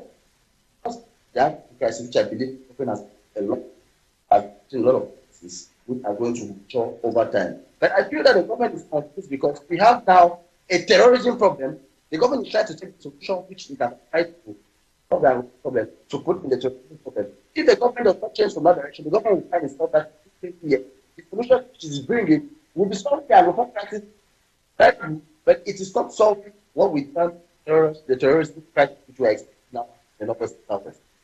Okay, thank you. Yes, Prof, you have something to add to that? If I just can chip in, I agree with the last speaker who said, we have a terrorism problem in our hands, and I don't know of any society or any government that will ever accept terrorism. Nowhere in the world. But in addition to that, I have to say that, look, at the end of the day, look, we have to be honest enough and humble enough to recognize that for the last 60 years or so, we have only one country and we have only one government. And for the last 60 years, that country and that government have done a lot in terms of political reform, in order that our state and our nation can move ahead. Sure, we are not perfect. Sure, there have been problems along the way, difficulties, we agree. But look, we have to be able, as the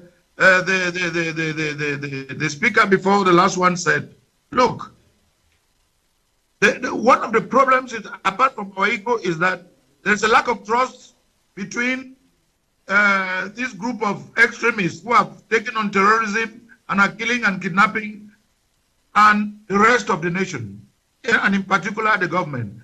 We have to be able to close that distrust or trust gap. There has to be trust.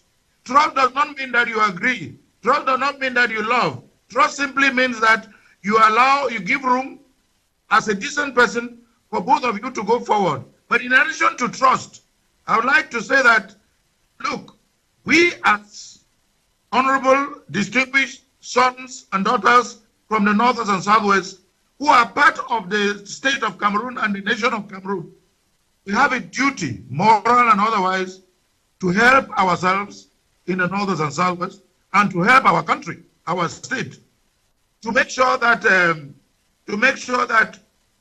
we live an open mind. We should not be so close-minded. We should not think that we know it all. We should not think that the blames are elsewhere and that we have no blames. We should be open-minded enough and allow everyone's idea and everyone to be able to make a point. And lastly, we have to know that no matter how bright our ideas may be, we must know that this socio-political and security problem in the northwest and southwest is a Cameroonian problem. And that Cameroonians are intelligent, decent, honorable, and dignified enough to solve this problem. As long as we believe that the solution can only come from outside, we are dodging from responsibility. We are running away from responsibility. We will never be able to Just like Colombia, in the case of Colombia, unfortunately for Colombia, it took them 50 years to realize that, look, it was worthless spending 50 years killing and kidnapping and engaging. I think we are more intelligent than that. We have already had 5 wasted years. Let us now, with this sort of Republican human conversation, let our public, the audience, know this, that we are determined to use our little brains and the little dignity God has given us to be able to bridge that trust or trust gap and to say to the world that this problem is a Cameroonian problem, and because we have only one Cameroon and we have only one government, let us accept that in order to find peace as a solution, we have to work with the government, even if we don't support, because not everybody supports the government, but whether you support the government or not, the constitution, the laws, and the people that voted the government as a republic are with that government. Therefore, it's a government that is legitimate, constitutional, and legal. And so, because we all want peace. Look, as the previous speaker said, the government of this country has done a lot in terms of reform, in terms of dialogue initiatives. In fact, before we went to the United States and to Canada, before we did that, we first went to our hometown. I recall going to Kupe Manunguba division more than once, talking with the young people and everybody as just ordinary citizens and human beings, and saying that we should not allow ourselves to be like animals. I'm very glad to tell you that much of Kupe Manunguba has realized that it is not worth it going on with this nonsense. And I hope that all the other 57 divisions, all the other 12 divisions of the Northwest and Southwest, because we have 13 divisions, will realize that it is not worth it. Let us use the little brains God has given us. Let us find a solution. And we don't need to rely on someone outside. We have all the experts in here, because the problem is with us. We are part of the problem. It's our problem. And let us not, I don't know what makes us think that we should not trust each other. Why wouldn't I trust Dr. Ndimancho or Mr. Fah or Mr. Ayaba and the other speaker? Why wouldn't I trust you? I mean, you may have different ideas, but you and I share peace in common. You and I share having a united Cameroon in common. And you and I share the fact that if the future must be bright for all of us. I don't see why we should be so distant and we should be so distrustful. Why? So we hope that with this sort of conversation, our boys in the bushes and these, our brothers, Mr. Ndimancho, Dr. Ndimancho referred to as these opportunists, these adventurers, will understand that, look, it does not pay them in their adventurism, and it doesn't pay them in their opportunism, because their adventurism and their opportunism is against peace in Cameroon. And we who believe in Cameroon, we who are Cameroonian citizens, we want to make Cameroon better, and we want a better and future Cameroon. We don't want to destroy the Cameroon house, because the Cameroon house was a gift to us by our founding fathers and by the international community, thank you, Prof. United Nations. Thank you, we Prof. should work hard to make it a success story. Thank you very much, Prof. Good evening, Mr. Liu and the panelists. The topic today is soul touching. Aiden Viaf, writing from Halifax in Canada, says, hello, Mr. Liu and the entire panelists. Most of the so-called generals in the bushes were brainwashed and promised high-level positions when they finally get the so-called independence. That has been one of the main messages by the so-called leaders here in the diaspora. But right now, you see most of the guys deciding to denounce and join the DDR have discovered that they were being lied. Right now, the deal has already been done, and hopefully the government can solve this issue with an open, inclusive dialogue with third-party nations as moderators. Okay? Good evening to you. Daisy, writing from Kumba, says, good evening, Mr. Liu, and to all the panelists. It's rather unfortunate that this war will not end anytime soon. This is because only the head of state can call for a ceasefire. That is, he disarms the English-speaking zone. He can then call for an inclusive dialogue. It's disheartening to know many people on both sides are eating fat on the war and will not want the war to stop.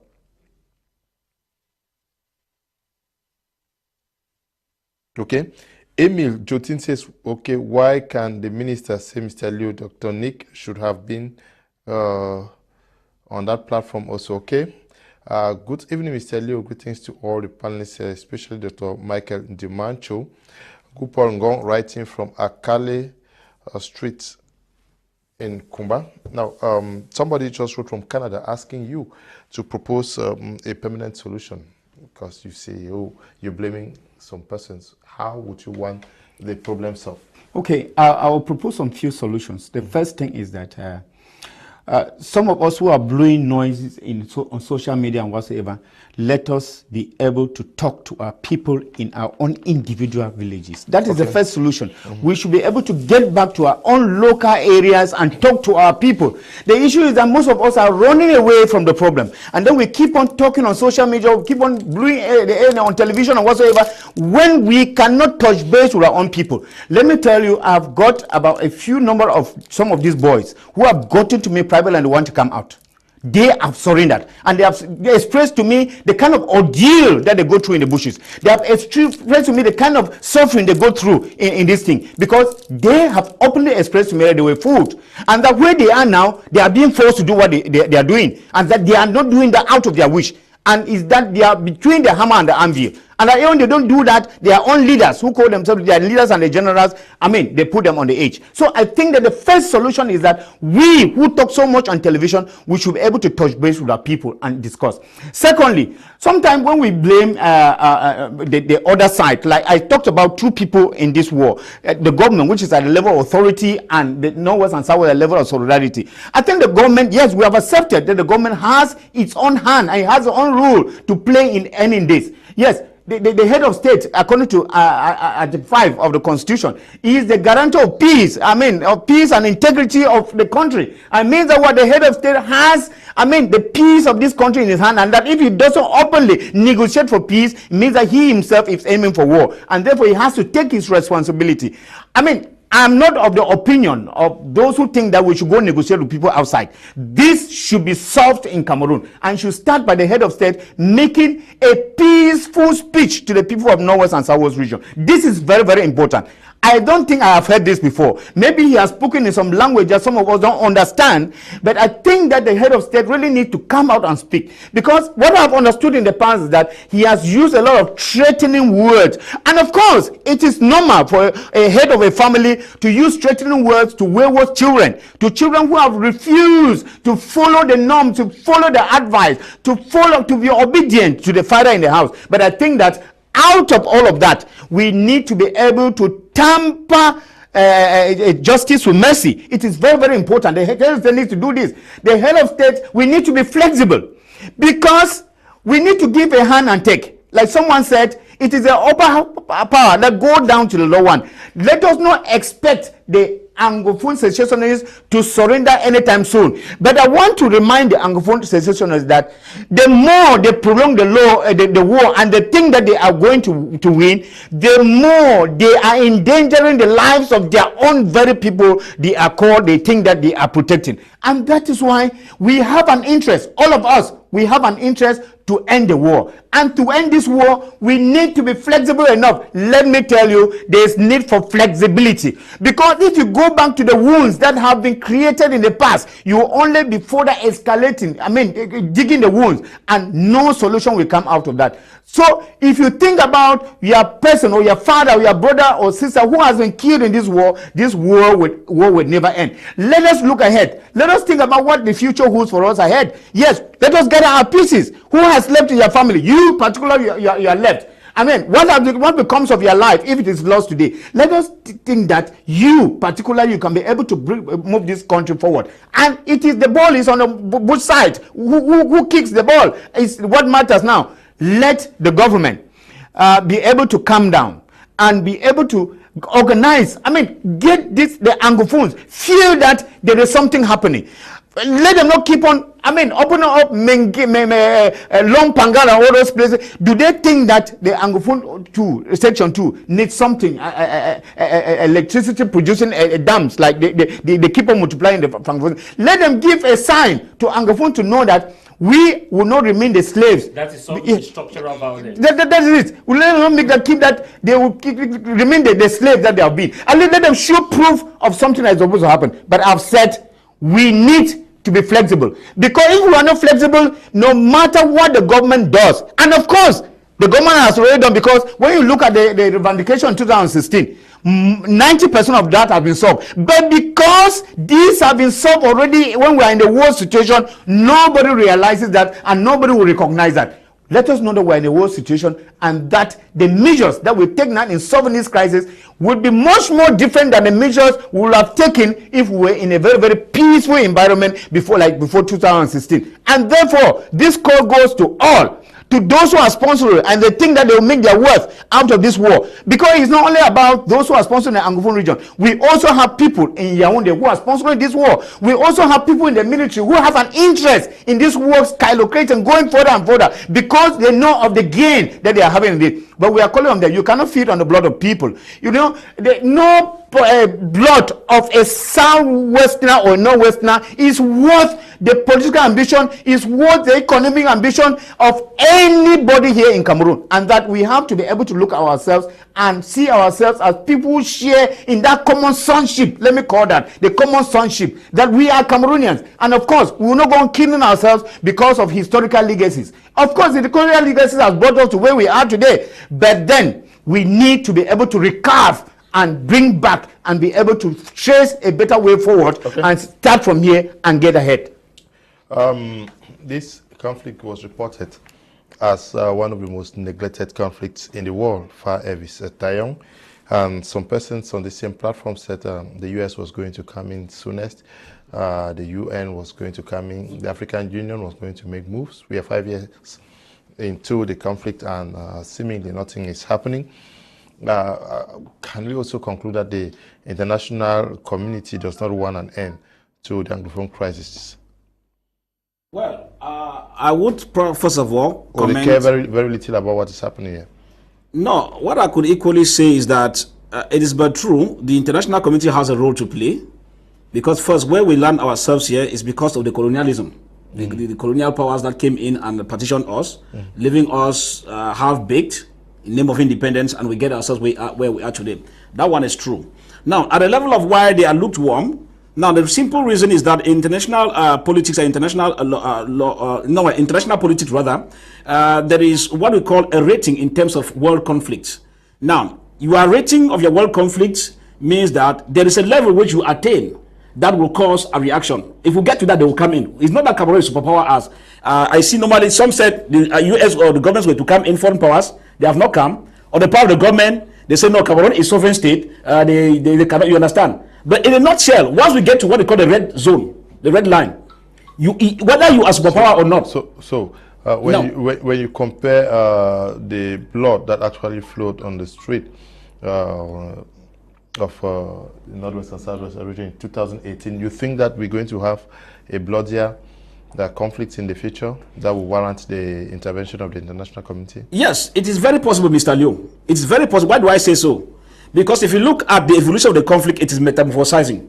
Now, it tells you that a war that started with rubber gun, catapult, what they call catapult, to then guns, now to AK-47s, and now to explosives. Now, tells you, because I used to tell Yaoundé, in any conflict, the more we delay, it metamorphosizes. Now, you realize now that you hardly hear the shooting at random as it used to be. But each time there's an action, there must be casualties. Which means that the more the boys, they are living in the bushes, rather, what happens? They learn more tactics overnight. And it means that it becomes more and more dangerous. Now, what am I saying? As we proceed, you get to the point whereby, if we don't take precaution, we can equally get another faction from within the rank and file of the disgruntled military. First, we have psychological torture amongst them. I will tell you as somebody who speaks with most of them on the ground, and some tell me how they have left their families for months. They have been sent to this detachment on secondment, and later on they are sent again to another detachment. Now, if you get what happened in Ngole, the young guy who was on detachment from Ngole, who shot at his colleagues, who took injury before shooting, that's an aspect of psychological torture. And you discover what is happening. He sees himself cut off from the area where he is with his family and sees himself in another area where he sees himself in front of danger. So what am I saying? If you meet even military experts, they will tell you that if you are not able to attain the psychology of those who fight the war for a period of time, and they see their friends on bloody images day in, day out, it has an effect which can still be a boomerang back on the system. So we need to be very careful because these are very clear facts. Now, if we continue as far as the conflict is concerned, you know, we say we want to solve the problem. That's why I said that in a way we want to solve it, at the same time we don't want to solve it. Because even our choice of words tells you that we don't want to solve it. On platform, terrorists, this and that, and we have appellations. There's no way you can call a man, you call me terrorist. When I am a terrorist, as you say, and then you want me to come and sit with you. No, they are cajoling words. Like some people say, no, our brothers and sisters who are in the bushes or whatever. Now, this choice of words matters because I hear us here on air. We blow this grammar as we are blowing. But if the government is using the same grammar as the ministers have blown the grammar, because why did the war escalate, Mr. Kum? Because some of these very words were used by government officials, which made it difficult for even those who were thinking. We have just 10 minutes to go. Yeah. So at the end of it, many persons had hopes that the international community was coming in. Good. They're not here. As I've explained to you, that they are not coming because we are not yet attained the red zone. They are waiting for the red zone. So as I'm telling you, Mr. Kum, no, not that we are waiting for it to come. It should not be our wish for us to get there. But I'm saying that as we prolong, because you can know when you can begin something easily, like for war and conflict, but you cannot ascertain when it will end. Okay. It simply means that both parties should know that if we continue and it's politicizing to other aspects and it gets to a point where it starts escalating. But if the international community actually comes in, let's even assume that it goes to ICC. Yeah. Is it just the government that's going to suffer? No, I had said several times on your platform here that when a war is going on, crime is committed by both parties and not by one. And if it's going for persecution, both parties also go in for. I told you several times, Mr. Leo, that if we get to the level of ICC, government officials are already prisoners as per se. Because whenever you got weak in your own area and killing took place, whether you were armed fighters or you were government official, unless you die, you will come to answer the charges. It's a clear fact. So how do we go about it? We could blow our grammar the way we want, but we know that there is a day of reckoning, which we must come at the forefront to give an account of whatever thing we are doing. To conclude, Mr. Leo, I think that the way forward is simple. If we decide, like Prof said, honesty and other like, he gave very good lectures, but the application is, we are still a little bit far from that. If we come to that level and we decide now that, okay, we don't want to call you terrorists, we don't want to give you appellations, but we want a neutrality venue, we want all of us to talk now, where do you want us to meet? And we start talking, we will not meet all the conditions, but before you know it, Mr. Leo, people will begin to see the need for them to travel to wherever they are agreeing, and before you know it, once it gets softer, the last part of it is, we talk about ceasefire, buffer zones and all the like. Once these steps are put in place, Mr. Leo, know that we will be moving on a good footing. Like the writer in Kumba Days, he said, many persons don't want it to end because they are feeling it's a reality on both sides. Because we have an army that was not used to going to the road, asking for ID cards and all that. Now he can ask you, if you are in the northwest and the southwest, if you don't answer, he has a right to remand you. Now, with all of this, many of them have grown overnight rich, even thieves, bandits. Some we caught some the other time, some were caught the other day around and areas there with wooden structure like a gun. And they came and said, we're not still actors. It was only realized that they were thieves and not even armed fighters, but they had released several persons and cut it away. So, in a nutshell, we are on a time bomb. Yaoundé, we are on a time bomb, in which case I am not safe, none of us are safe, though it is a prerogative of the government to maintain peace. If the right things are done without us blowing grammar on air, I think that we will cause those persons to get to table, and at the end of it, we'll be moving towards a particular direction. If we fail to do that, and we think that the government is winning fairly, or the non-state actors are winning fairly, then we will be heading towards doom. When we get to the red zone, which we might get there, everyone, whether you are a governor, or you are a minister, or you are whosoever, even if you are retired, or a coroner in that area, if killings took place in Manfe, or in Moyoka, and you were a GO, and a commandant, or whatever, you will be brought to book when the time comes, whether you are a non-state actor or a government official. Okay. So we avoid that to make sure that we get to peace table as we pray for it to come. Good evening to all, especially Kangaroo Man. Keep up Ngong Ivo, the chief of Lower Munya. Greetings, good evening Middle to you. Munya. Okay, Middle Munya. Yes, you should be watching from Tico, Yes. I guess, yeah. I was coming to give proposed way forward because whether we like it or not, we are all in this, and there is a way forward, like what happened in Venezuela, or when Hugo Chavez had a conflict similar to this. The way forward is that, first of all, the balcony perspective must be brought in. The balcony perspective in conflict is that when you must have had a conflict for 2 or 3 years, you go back to a balcony, you look at the conflict from a distance and ask yourself, what other concessions do I need to make for this conflict to come to an end or to mitigate? Now, the first part from the non-state armed perspective, what is their balcony perspective? They have to take a step behind and look at and ask themselves, what have we as concession? What are we able to give out? What is our best alternative to this agreement in terms of negotiating this conflict? Now, the first thing is they should know that, okay, we have so and so persons we trust so and so persons, and so government, we are dedicating this person we trust who are already in Cameroon to at least start a discussion with you. Now, when this happens, government, we are also calling for a ceasefire in this zone, so that people can go and get relief. By this, the government see that, okay, the no-state actors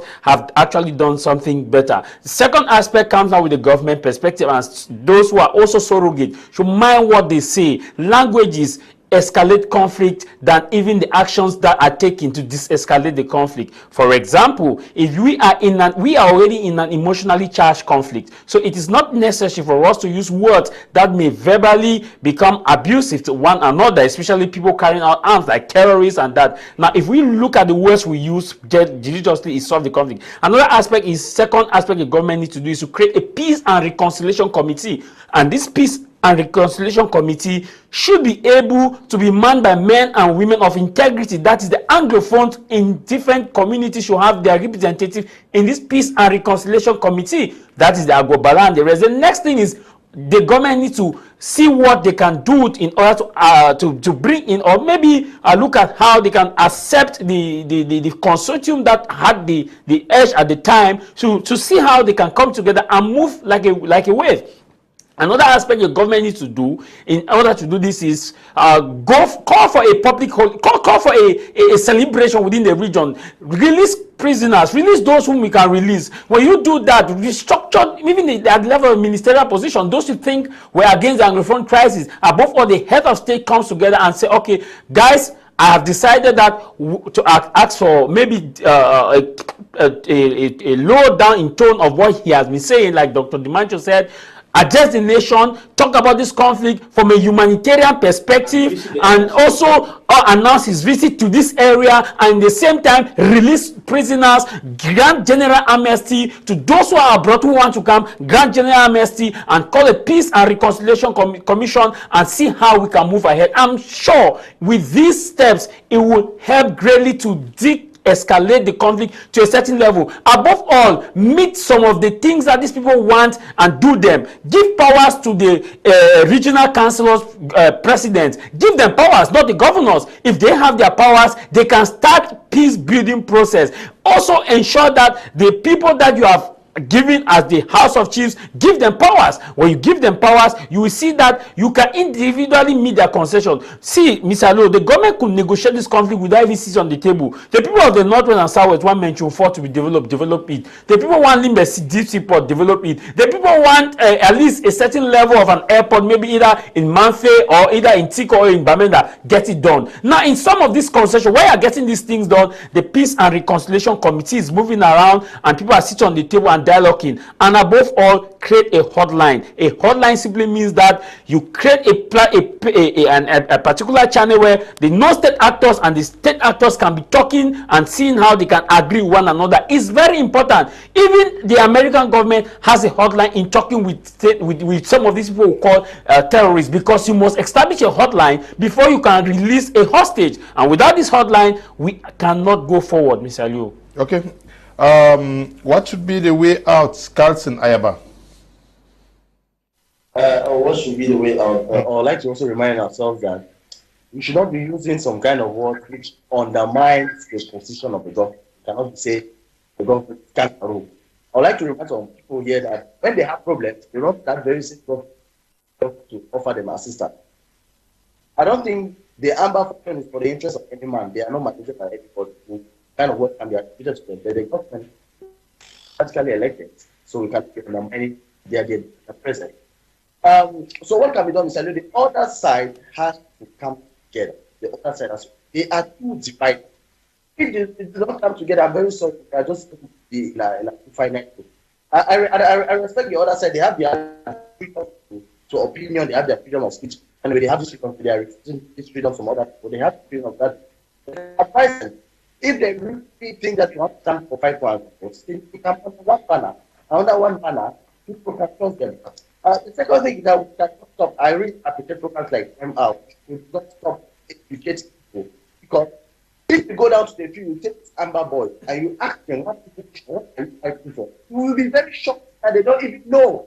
Most of them don't even know what they don't see they are fighting for independence. You ask them what independence are you talking about? They have no answer. Let me remind you, and because of this literacy which these boys have, if I can tell you that if Ayaba goes to the village, those very boys will kidnap people. Don't be surprised. It's because these boys are not educated. They don't know what they are doing. They are under the influence of drugs, alcohol. So we should not stop educating people, have open head, and we should not stop educating to have process. To tell them the truth. You remember, one of the biggest truths which has been given this crisis is that Anglophones are the ones who came in confederation. Anglophones are the ones who the government of April to come away from federation. This is a very big thing, and we can verify from anywhere. So Anglophones are the ones that's the problem. I hide this truth, thinking that it was Bishop was like that, instead of Chisholm, and it was which caused the problem. So we should giving through programs like crime, like we should put the people down in the ground and educate them. The next thing, what can be done? Why every side some very good points which the government can do in faith, to build it. We should also remember that there's a solution of this crisis which lies in the constitutional process. And a constitutional process is not changed overnight. It happens something like that. For us to be able to change the constitutional process, we must smash the ballot form. We must realize that for us to be able to make our voices heard, for us to be able to protect our system, have our own leaders in the stop accepting leaders who are forced onto us. We must really start and not miss the opportunity like the way we did the last election. And because we really missed the last election, we should not miss the opportunity to put our people the right way. Now, the last thing which can be done is we need to put people to stand up. I've stated a lot of names of people stand up and really fight for their rights. I also advise the government not to propose people. At this point, the government is very fragile. Any government people are going to undermine that, which call it kangaroo. So it is left for us Anglophones to be able to look, know leaders, we know people who are in this crisis, who have shown genuine interest to fight for Anglophone. We need to project these people and say, yes, we give this mandate to tell our problem and to look for long-lasting solutions. Okay, thank you. Prof, before we end here, what should be the way forward so that we can get people talking and solving the problem? Okay, seemingly Prof is off. You gave your way out already, I'm sure. Yes, I think that I will just one second to show how most of us Anglophone are dishonest. The other day I was watching my Media Prime program on Anglophone issue, and then when you watch it on Facebook, you realize that most of the guys who comment on Facebook don't use their names. This shows how dishonest the Anglophone themselves are. They want to talk, but they don't use their name. But they are expecting other people to come and give solutions. You see, that is where the problem is. It's very sad. It's very sad. They make stupid and useless comment on Facebook, but they don't use their name. I've responded to 3 or 4 of them this evening to note that it is very, very difficult to convince one person to come on this platform to talk. That's right. Let them come on. Very difficult. But we find it very easy to insult, and it doesn't help. If we want the show to grow, we want the television to grow, we should encourage those who brave the odds to even come and talk. If I were to sit, most of you insulting, if I were to invite you to come on this platform, you will not even come. Thank you for coming, Fah Elvis. No, it's my pleasure. I think that we'll be looking for the way forward while waiting on the Yaoundé regime to take the bull by the horn in an honest and genuine manner. Then we'll be sure that we'll be heading towards somewhere.